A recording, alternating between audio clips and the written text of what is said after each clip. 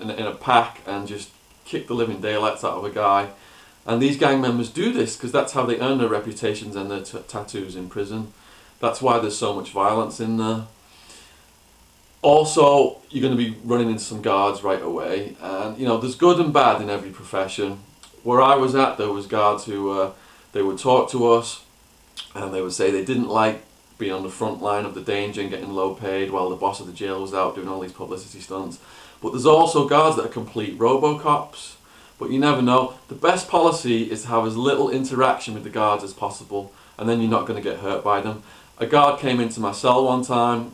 He looked at the pictures of my girlfriend and he said how beautiful she was, and he was really nice to me. And then 30 minutes later, he stormed into my cell, tore it apart, did a cell search. You know, I got strip searched and all this stuff, and he was completely psychotic. So tread very carefully around the guards.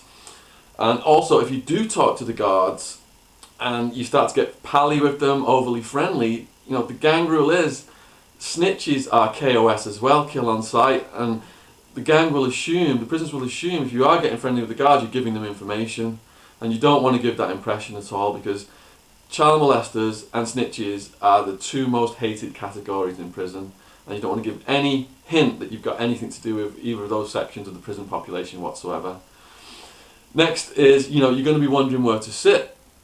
Don't go and sit at the wrong table, because where I was at, it was all racially divided, and I sat at a table that belonged to the Mexicans. This was in the Chow order, and the head of the Mexican gang come up to me and tapped me on the shoulder and says, "You can't sit here. This is the Mexicans' table."